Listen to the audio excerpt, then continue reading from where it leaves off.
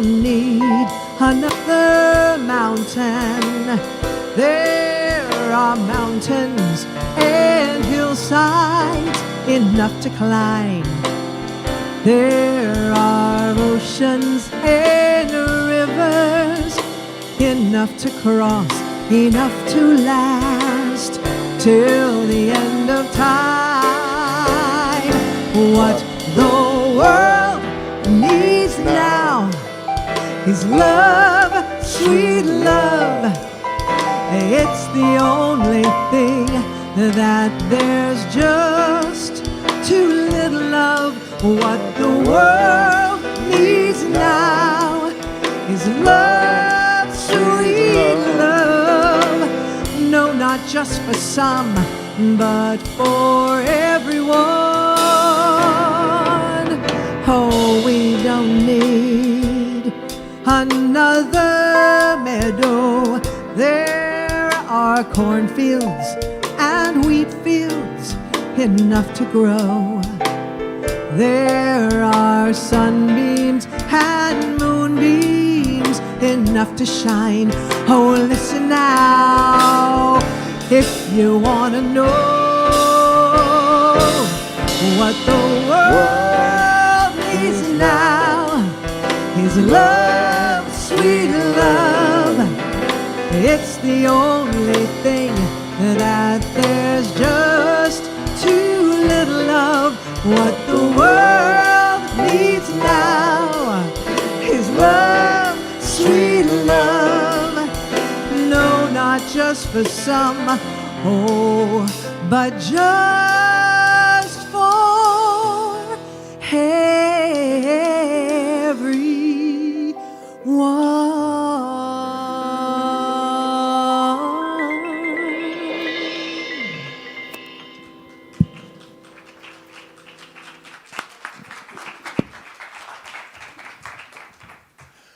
Good morning, Unity. I'm Reverend John Riley. I have the joy of serving as your senior minister, and I'd like to welcome you to our Sunday celebration service. Thank you for being here. Unity is part of a global spiritual community, welcoming people from all walks of life and all backgrounds. Wherever you are on your spiritual journey, you are in the right place at the right time right now. Yes? Thank you for being a part of our spiritual experience here this morning. Thank you for being on the live stream or watching during the week. We are so blessed to have you with us and so grateful to have you be a part of this wonderful spiritual community. We're blessed this morning to have with us a wonderful guest speaker, the good Reverend Dr. Martha Krieg. Casey Wicker is on the platform with us. Russell Norman is on piano. Ronnie Beck is on drums. And Deborah Winters is our soloist this morning. And so I'll invite you all to stand as Deborah leads us in our opening songs. Woo, here we go. I love myself the way I am. There's nothing I need to change. I'll always be, come on, the perfect me. You can believe it. There's nothing to rearrange. I'm beautiful and capable of being the best me I can. And I love myself just the way I am. I love you the way you are. There's nothing you need to do. When I feel love in the inside, it's easy to love you. Behind your fears, your rage and tears, I see your shining star. And I love you just the way you are. I love myself the way I am, and I still want to grow. But change outside can only come when deep inside I know I'm beautiful and capable of being the best me I can. And I love myself just the way I am. Love myself the way There's nothing I need to change. I'll always be the perfect me. There's nothing to rearrange.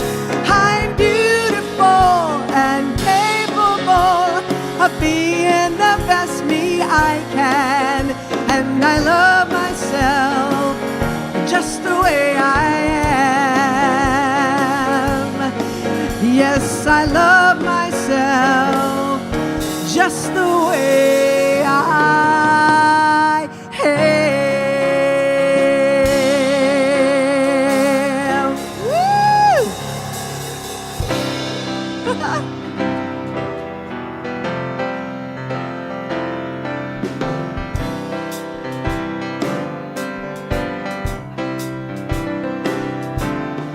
Love is my decision. It's up to me to give up my heart.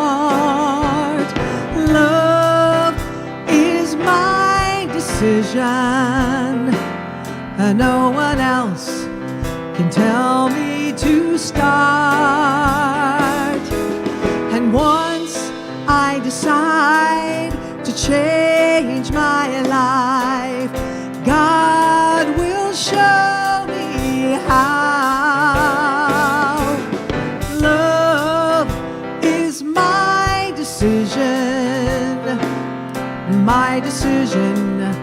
right here and now. Love is my decision. It's up to me to stand on that bridge. Love is my decision. No one else can make me forgive. And once I decide to change my mind, God will show me how. Love is my decision right here and now. Here we go, last verse. Love is my decision. It's up to me to dance down that road. Love is my decision, and no one else can lighten my load. And once I decide to change my mind, God will show me how. And love is my decision right here and now.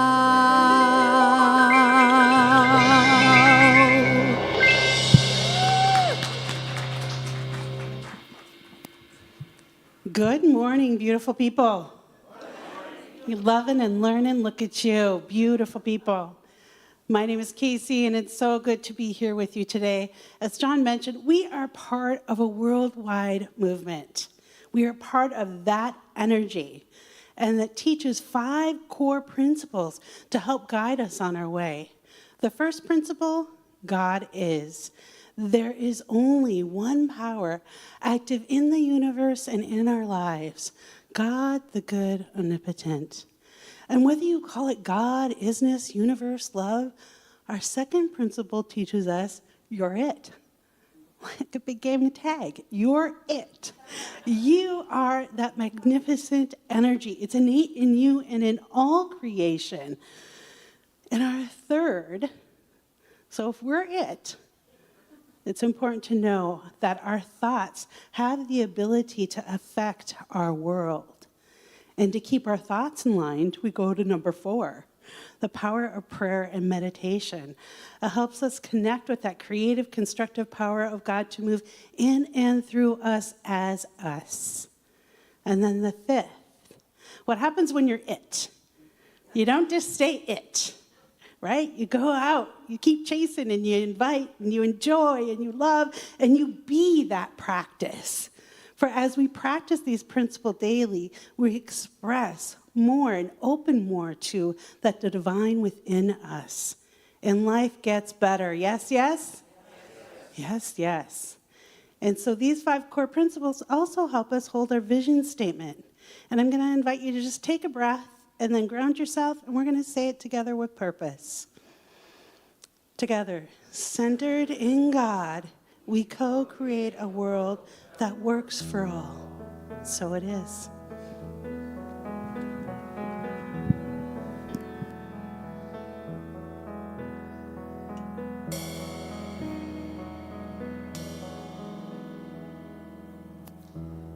I've decided to be happy.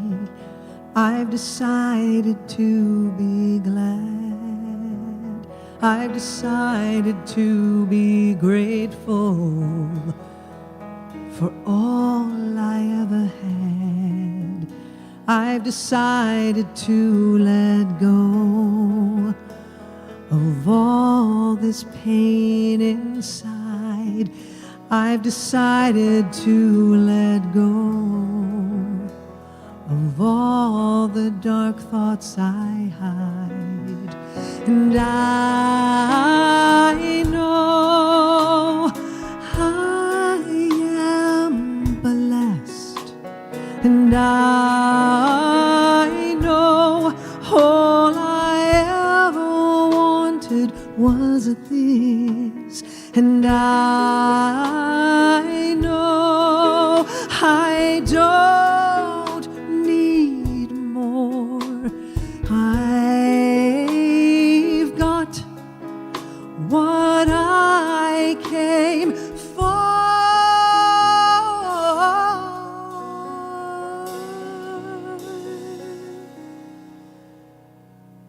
I've decided to be kinder to myself when I feel sad. I've decided to be grateful for all I ever had.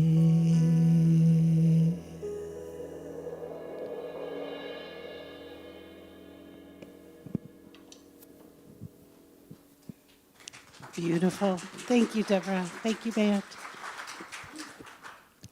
Today's daily word is healing. I'll read the affirmation and then invite you to affirm it with me.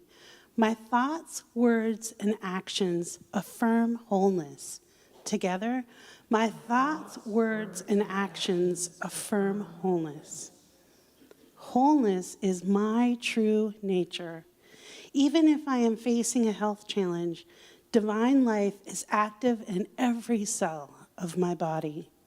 Knowing this truth, I hold healing thoughts and speak life-affirming words, while making sure to give my body the rest, nourishment, and care that will help it heal. I refuse to allow thoughts of sickness or weakness to grow in my consciousness. I seek support among friends and family who share my belief in wholeness. As I have been supported, I offer my support. I feel honored when I am asked for healing prayer. I look beyond the appearance of illness, and with a faith-filled vision, I behold and affirm the wholeness that is seeking to express more completely in the lives of those for whom I pray. From John 5, verse 6, when Jesus saw him lying there and knew that he had been there a long time, he said to him, "Do you want to be made well?"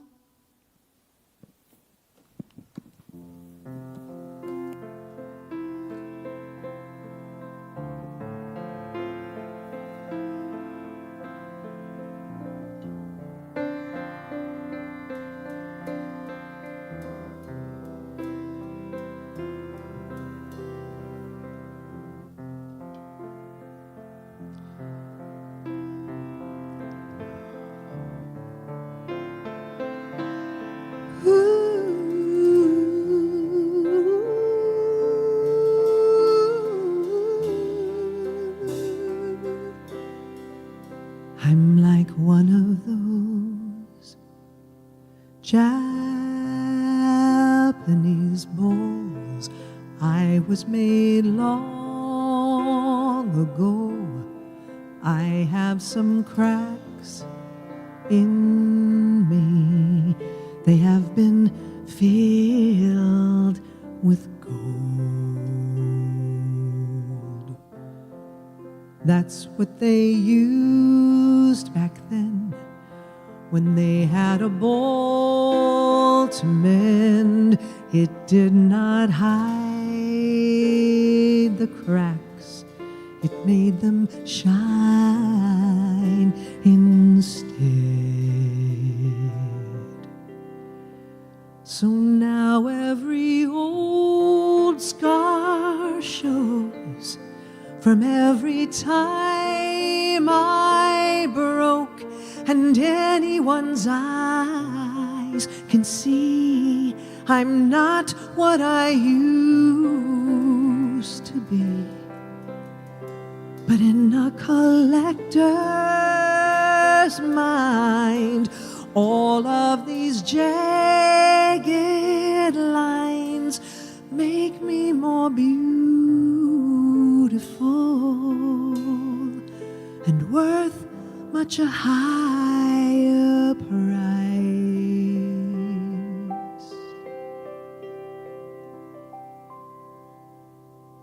I'm like one of those Japanese bowls. I was made long ago. I have some cracks you can see. See how they shine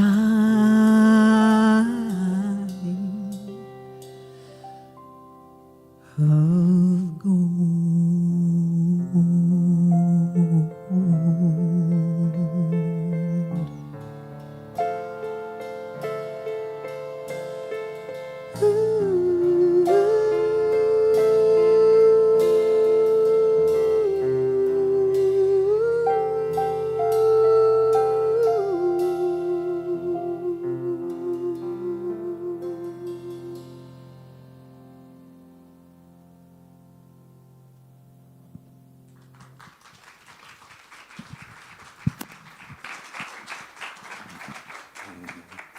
Thank you, Deborah.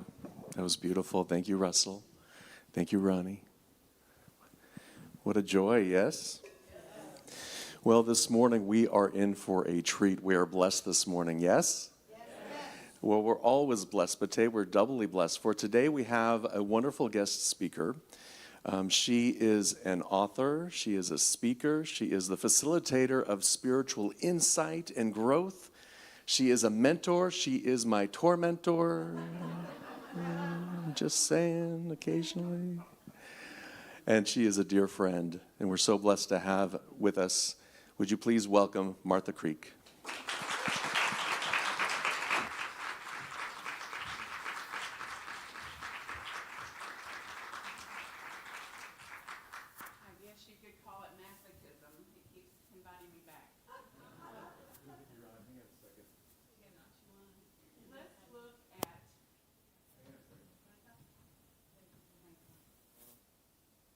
Daring to put a mic on. Some of you are glad.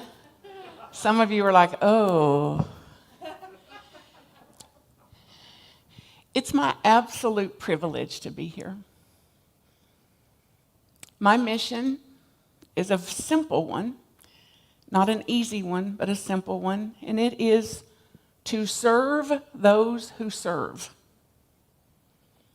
So that's what I think about you.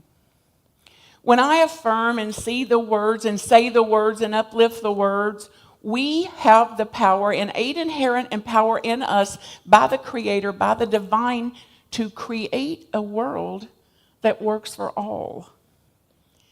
I take that to heart, literally. And I did as a small child.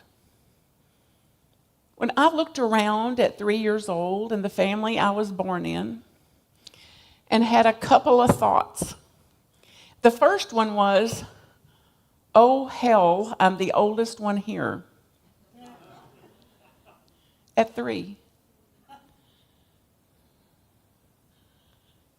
Anybody relate? Anybody ever thought, how'd I get in this particular bunch? Yeah, most of us can relate to that. Like, who decided this? Like I'm an alien dropped in here. Or no, I'm okay, and they're aliens dropped in here. And then I was shown 2 keys, giant keys, like Jack and the Beanstalk tall, like taller than any building we've ever seen tall, that are the 2 keys for this particular life. For this life to have a better life. For this being Martha Creek to have a better time on this dimension and in this plane here. And the keys for my life were forgiveness and gratitude. And I took those to heart as daily practices. Now, we have science, mounds and mounds, universities full of science about the proven power of gratitude, of expressing gratitude, of feeling gratitude. And it's no little thing to be able to do that, particularly when we're not getting our way. You know what I mean? Or when we have intended one thing and prayed for it and visioned it and affirmed it and built a vision board about it and got somebody else to pray for us, and then it doesn't turn out that way. After all I've done for God. So how are we going to muster some gratitude to say, I'm still grateful for the practice I had. I'm grateful for the idea that I had. I'm grateful for what I have, as the song beautifully expressed. Grateful for what I do have. No, it didn't turn out the way I thought. It turned out this way. And something beyond me, something far wiser than me and my limited construct and my limited view and my limited ideas, knew what I needed, not what I thought I needed. So then it requires me then to have some emotional intelligence that says, I want what I want, and I can't help that I want that. And I can't be dependent on that. So I want what I want. I'll take all the actions I can to go in that direction and then surrender to the will and the way of it. How does that hit you? Like, no, you can't make me surrender. It's like, you're right. It is your decision.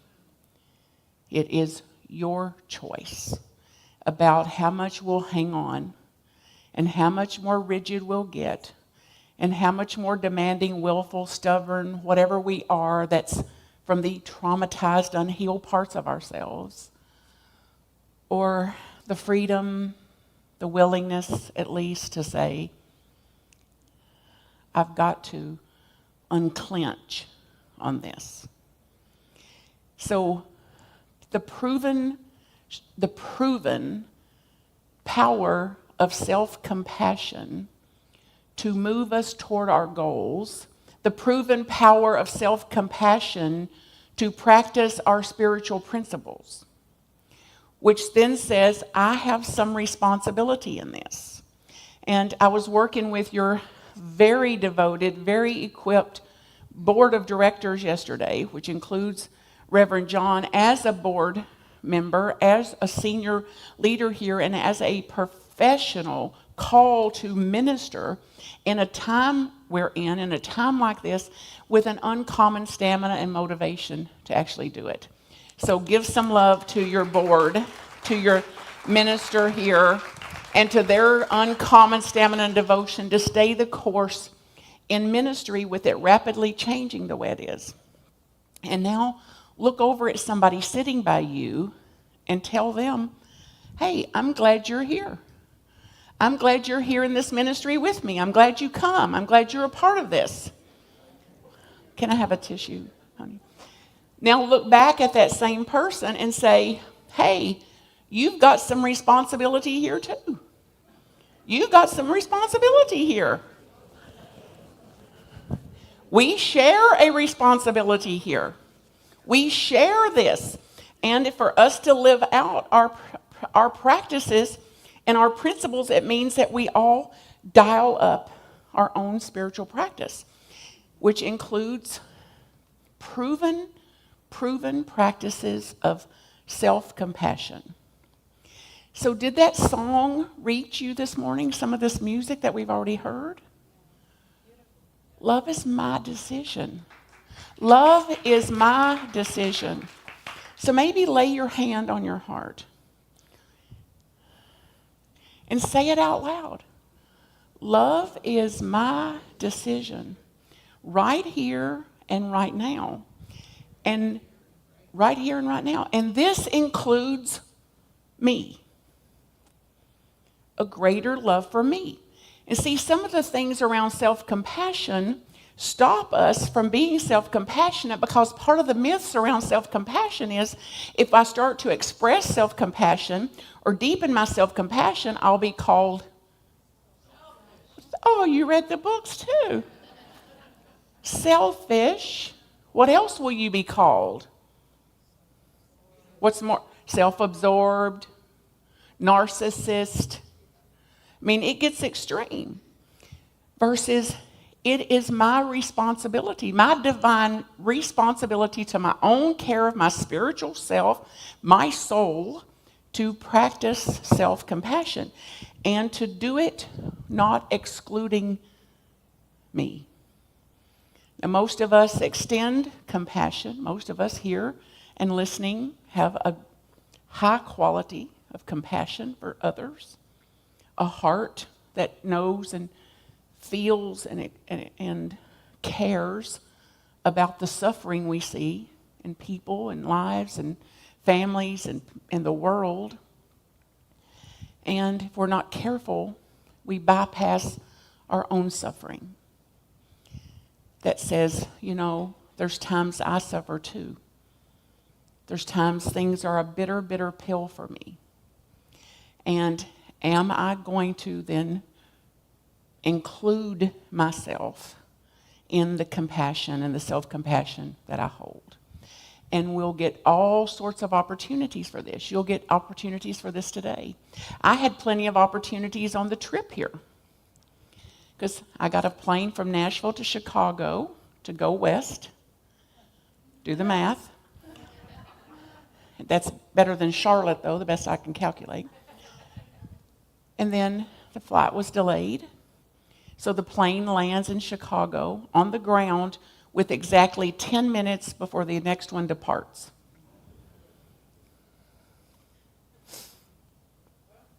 After all I've done for God. So it's like surrender again.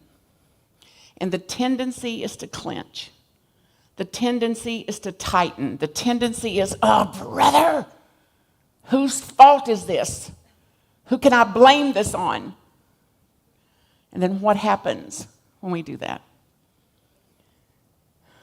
Versus surrender to the will and the way of it.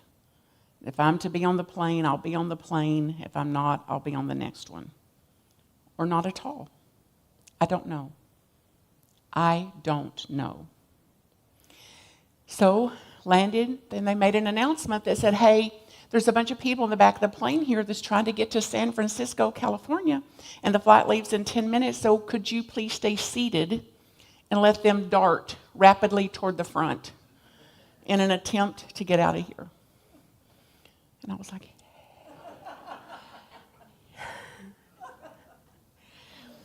and then the man unbuckled, stood up, I jumped up and started to dart, and people started filling up the aisle. Now, they no more were in a hurry than a man in the moon. But you know the patterning we have? Like The world revolves around me. So then it's, okay, hit this again or this again. So I eventually made it off the plane, got 5 minutes, and I got off at 12 and boarded at 14. The plane was full, all the groups had been called, and the door was open. So right on there we went. And I wanted to go to the bathroom. Anybody relate? When it's been about 4 hours? So I thought, okay, when I step on that plane, I'm going to go in that bathroom because I'm on the plane now. And just first class, there's a bathroom. And I went right in there, dancing in there. And I said, I'm going to jump right in here. And he said, the pilot's in there.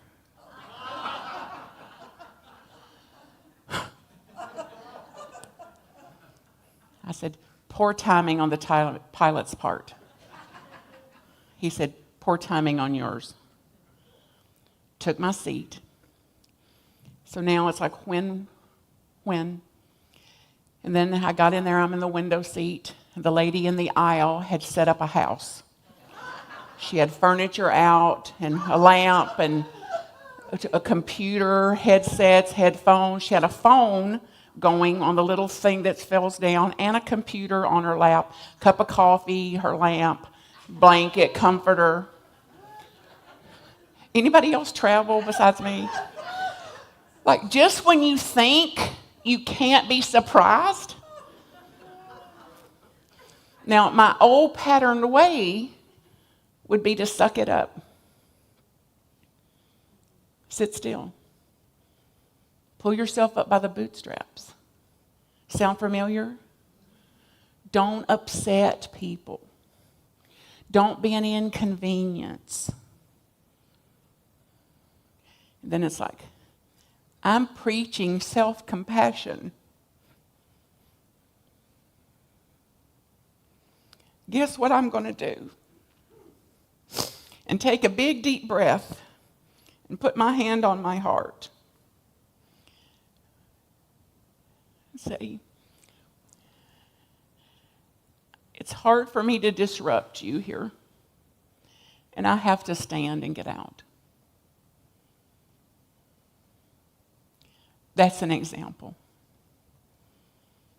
of doing the kinder thing for me, even if I'm an inconvenience, or even if it's upsetting to someone that's set up their house. Now then, over here, this little voice is like, good enough for her. You shouldn't get an aisle seat and set up a house if you don't want to stand up and let people out. What's wrong with you? If you're going to set up a house, get by the window. So,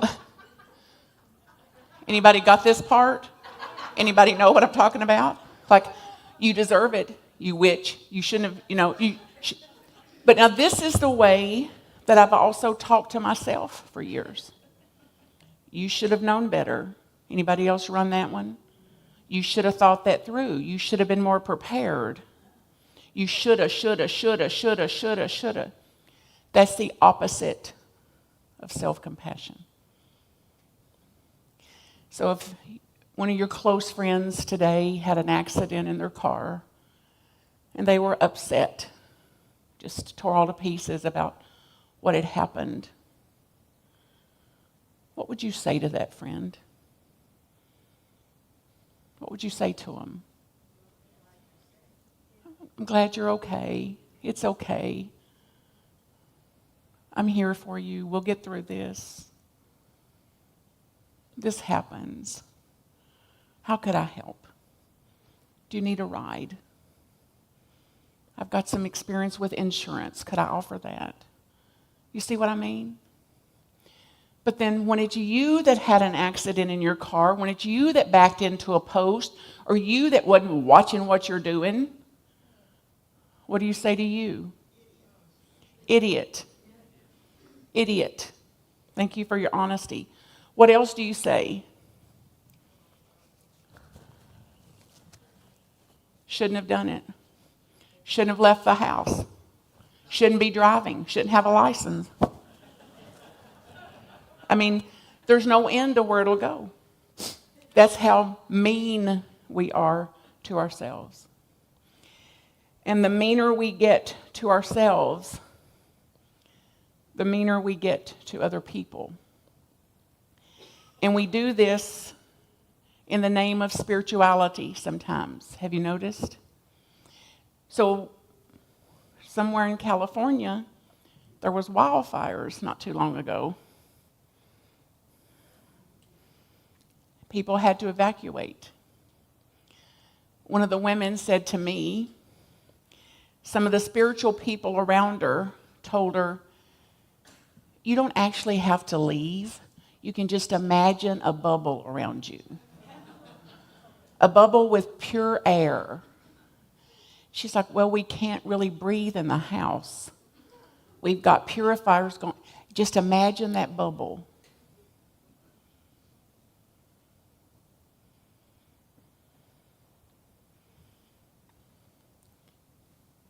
That was me not too long ago. Now, that wasn't me in that case, and God spare me from that kind of spirituality.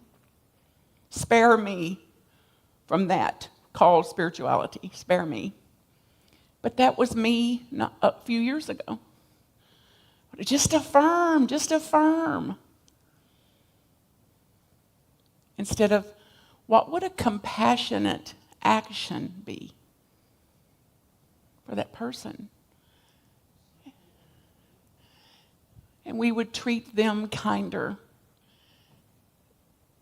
than we treat ourselves sometimes. And if we're mean to me, then I'm going to be mean to them. And if I'm demanding and willful and shoulding on me, then I'm likely going to put that out on them too. And we have a different way now. We have a different way. So here's some of the tenets of self-compassion. These are some of the myths about it that keep us from diving into this as a practice. And I'm about to launch in. I've been deeply into this for a year, and I'm launching in now to facilitating groups through this for the next 8 months. So if it's resonant with you, get in touch with me and hang around today, because we're going to take a dive this afternoon, noon, when we stayed here. Self-compassion is self-indulgent. That's the myth. So some people believe that being kind to ourselves will be seen as selfish. So we can't do it. Although the science around this proves that people that practice self-compassion and take it into devotional application are more resilient. They're more accountable for what they do and don't do. They're more likely to meet their goals. They're more apt to go in the direction of their goals. Those that practice self-compassion. So there's plenty of reasons to give this a go, to try this. Not to mention what our spiritual values, how they inform us. That if I'm self-compassionate, I'll be lazy. I won't get anything done. The science around it is the opposite. That it's people that are practicing self-compassion that have more energy. They have more vitality. They have not only an idea, but a source for it, a stamina to go toward it. So the myths are myths. So you can read about this, all about it, and the science around it. So today was for an introduction to this. And then the 3 principles around self-compassion that I've taken to heart in my own is including self-kindness, and not just as a theory. True self-kindness. So when I'm about to take any action, to ask that question, is this kind to me? Of these 2 choices, which is the kinder choice to me? So to have a practice of this, literal self-kindness, what I would offer not just to a good friend, but even to a stranger. I'd be kinder to self. The second principle is common humanity. That it helps me to see at times when something didn't go right or I failed at something or made a mistake. The tendency of the mind is to say, I'm the only one that's ever done this. I'm the only idiot that would ever do this. Instead of backing up out of that and saying, this is actually a common occurrence. This happens. Other people have bared this. Other people have experienced something similar. So keeping in mind the common humanity of us, that this is not an isolated event. This was not unique to me. But this is a part of the humanity of us, the humanness of us. And this happens routinely in our common humanity, in our humanness. This happens. So then to give a little space, more grace to myself with this is not just me, that this is, I can look around and see this happens. And the author, Kristin Neff, of the book Self-Compassion, said it was so helpful to her raising an autistic child that any time the child acted out or thought something, she was so embarrassed and so troubled by his behavior. And this particular practice, she said, is what got her through it. That her remembering that other parents have navigated this, that other parents have things similar to this to deal with, that it took her, it unbound her from feeling so stuck in that, as an example. And the third one is mindfulness, which most of us in Unity have some practice around. Staying mindful, observing self, observing emotions, observing our reactivity to things, and being present with our emotions, being present with whatever's arising, and to observe our thoughts and feelings and to give some space to them instead of shaming ourselves and blaming ourselves and more recrimination and more self-hate.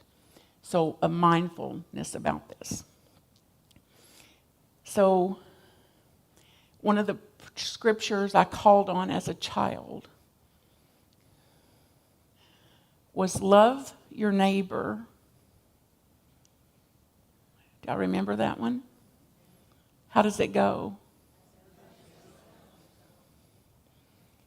Love your neighbor as yourself.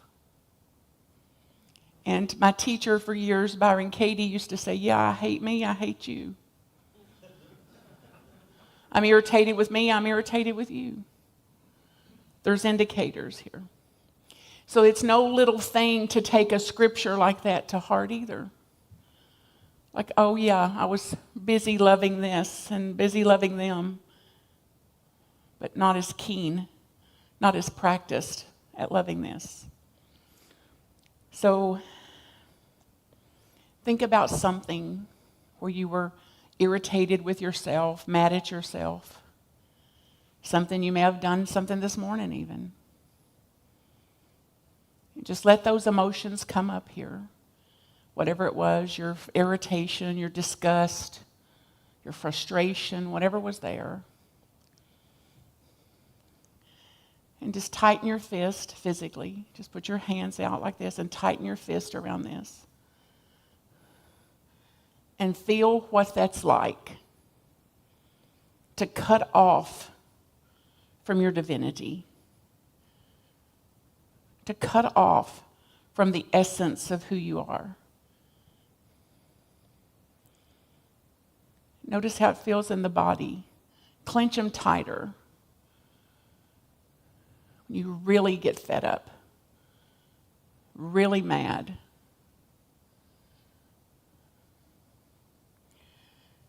And then open the hands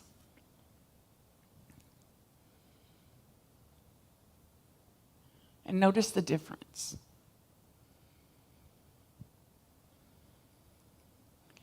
If you opened to the circumstance,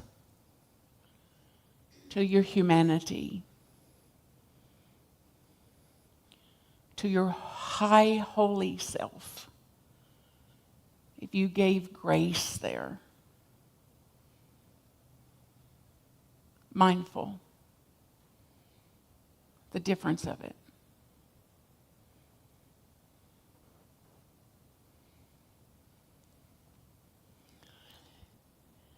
And then as we go into meditation, I'll ask you to stay with this and to further experience what actual self-compassion is. So if you can and are willing to, close your eyes.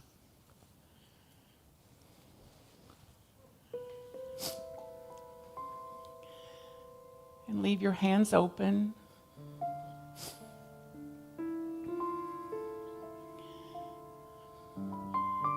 And I'm making a decision right here and right now.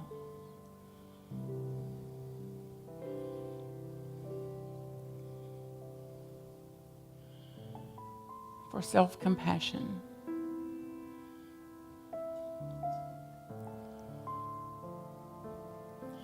And to enter into a devotional practice of this, an applied practice of this.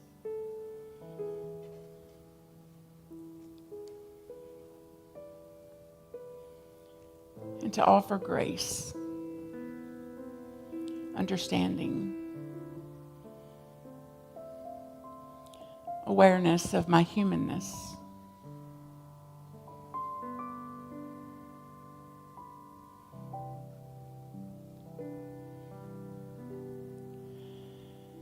And I invite you to put your hands, both hands, on top of one another right on your heart space.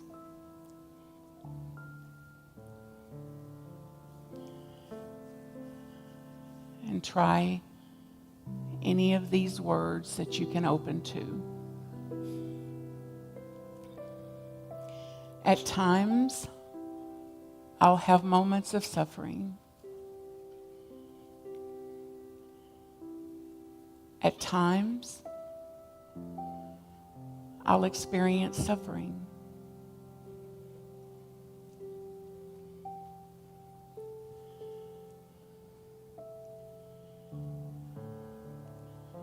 I accept this.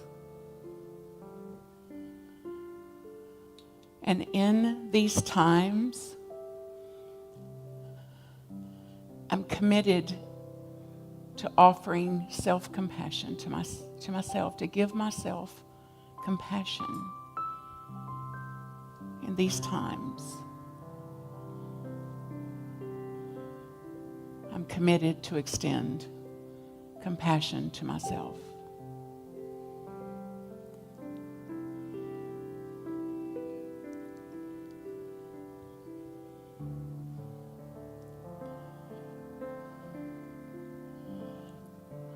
I choose compassionate action.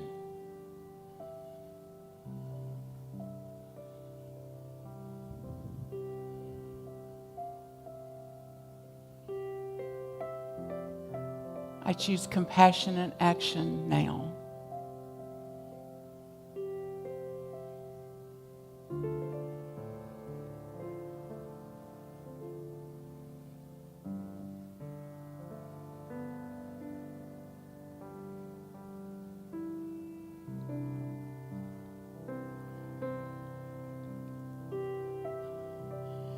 Now imagine something happening that you didn't plan, something you don't prefer, something that before today would have been naturally frustrating or irritating, that there'd be some loss about it, like, ugh.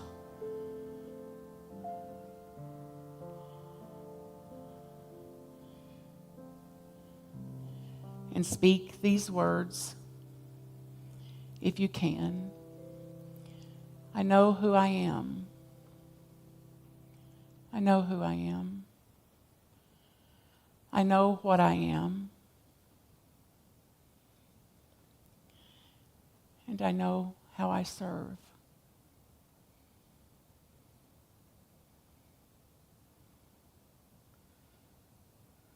I choose compassion.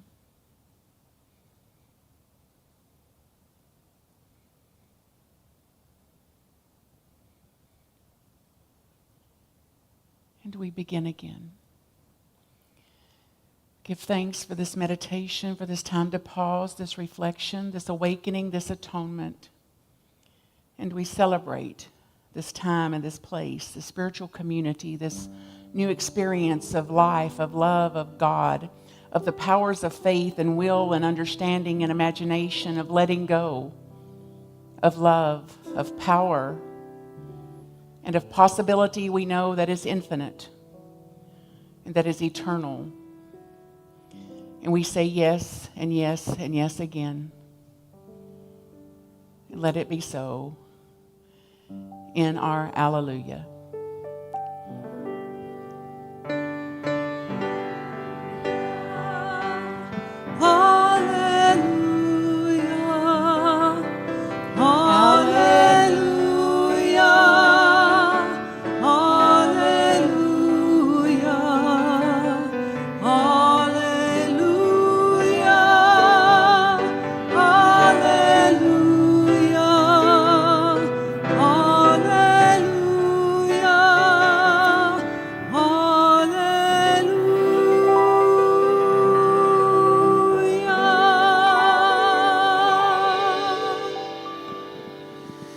And with a nice, deep, cleansing breath, we return our attention to this time and this space, being present with that love, with that self-compassion overflowing within us so that we can give that love out into the world. Unity Palo Alto is here to help you discover this spiritual magnificence. And we're here to help you, to help inspire you to spiritually grow, to transform your life, and to make a positive difference in the world. We are so blessed by you, Martha. Thank you so much for your presence here today. We are a self-sustained spiritual community, and we are here because of our support of this spiritual community. And there are many ways in which you can support us with your time, your talent, your treasure. If you'd like to make a love offering here in the sanctuary, there's a box in the front, a box in the back, a little silver box that says love offering on it. You can use the QR code, or you can give in other ways. Give of your time, give of your love. But however you give to the world, give with love. Allow that love to flow through you, for it's the manner in which we give to the world that we are open to receiving from the world. And when we give with love, we receive love overflowing. The affirmation that we say is on the screen, and I invite you to affirm it with me together. Divine love from me blesses and multiplies all that I have, all that I give, and all that I receive. And so it is.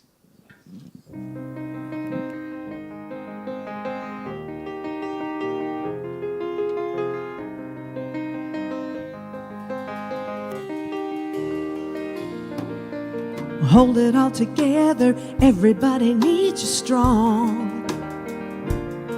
But life hits you out of nowhere and barely leaves you holding on. And when you're tired of fighting, chained by your control, there's freedom in surrender. Lay down and let it go. So when you're on your knees and the answers seem so far away, you're not alone. Stop holding on and just be held. Your world's not falling apart, it's falling into place. You're not alone. Stop holding on and just be held. Just be held.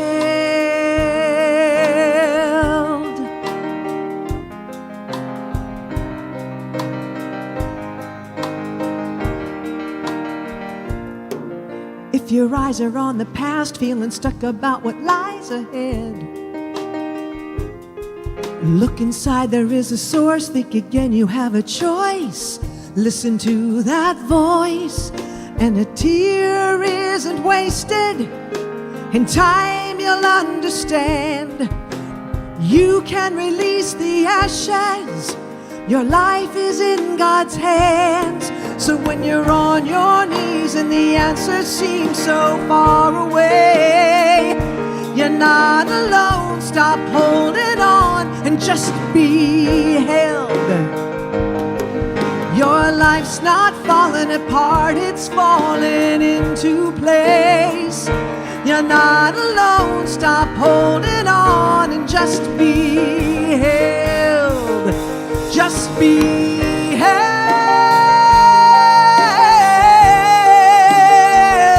Just be held.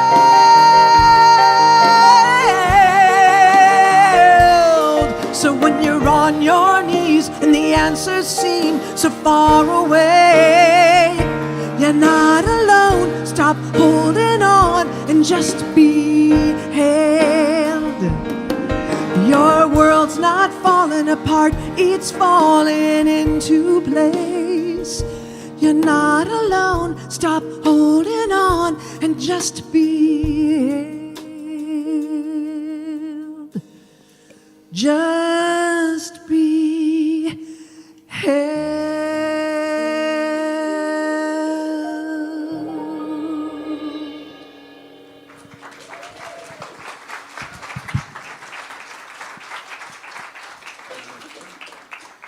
We are so amazingly, richly blessed, yes, yes, to have this music, to have this amazing guest speaker, Heart of Truth and Gold, and amazing message that just rings true to my heart. Thank you.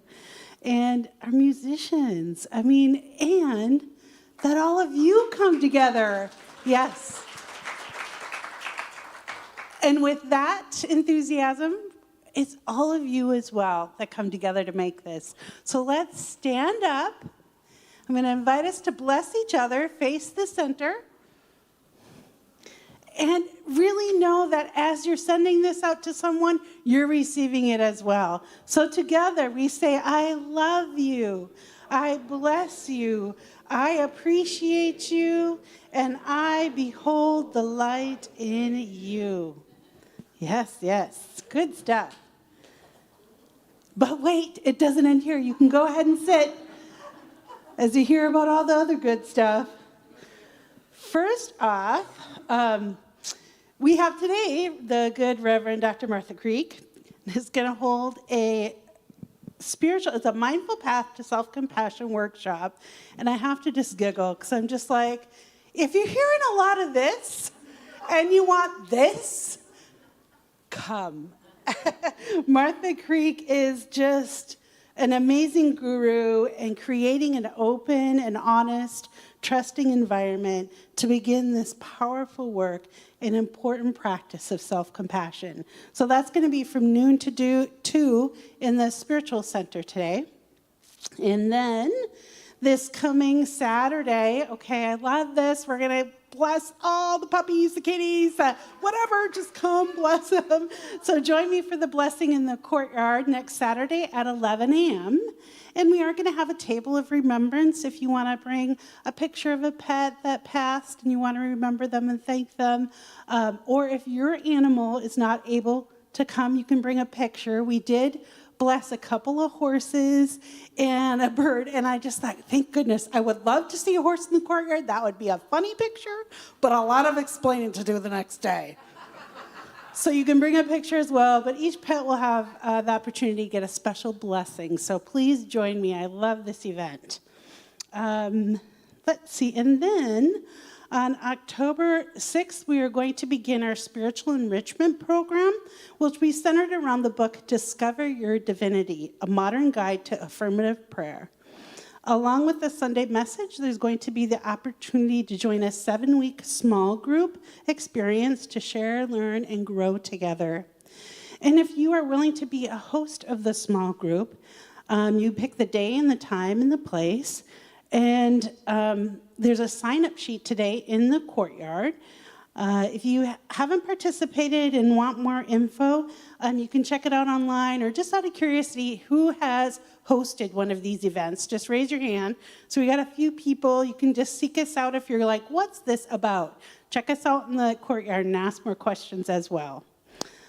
Let's see, so many good things happening. Today we have lunch brunch where our June Riley right there leads us in discussion. Everything is planned. You just kind of, it's like one of those, you just come and like enjoy the ride. Get to know your neighbors here in the pew and have a wonderful lunch. And we also have next Sunday a sing-along that's going to be in the courtyard. And my understanding is we're voting for songs to sing or writing them down, and that's in the bookstore, so you can stop in there.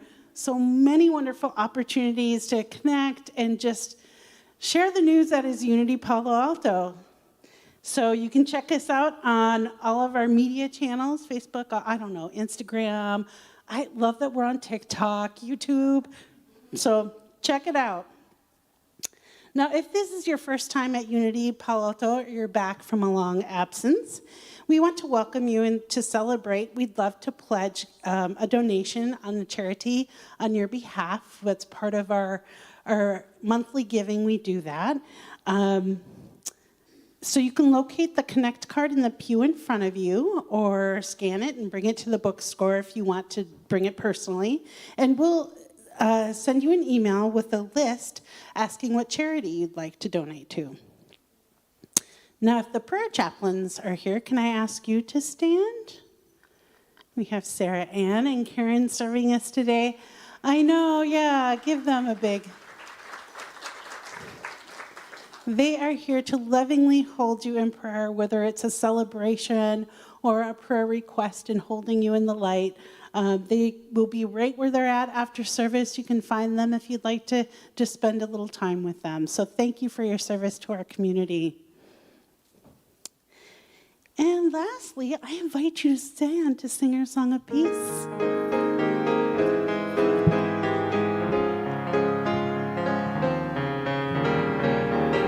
Let there be peace on earth, and let it begin with me. Let there be peace on earth, a peace that was meant to be, with God as creator, family all are we.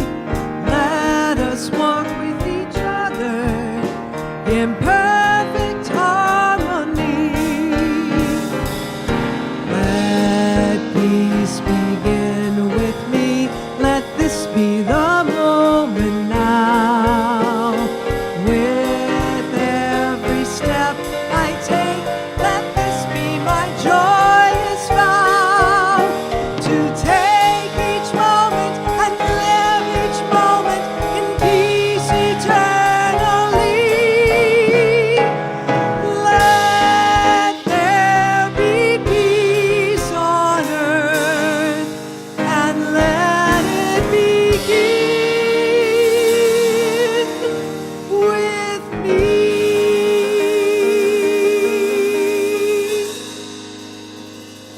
And now our prayer for protection. Together, the light of God surrounds us, the love of God enfolds us, the power of God protects us, the presence of God watches over us. Wherever we are, God is, and all is well. Love and blessings, everyone. Have a wonderful week. I love myself the way I am. There's nothing I need to change. I'll always be the perfect me. There's nothing to rearrange. I'm beautiful, capable of being the best me I can. And I love myself just the way I am. I love you the way you are. There's nothing you need to do. When I feel the love inside, it's easy to love you. Behind your fear the rage and tears, I see your shining light. And I love you just the way you are.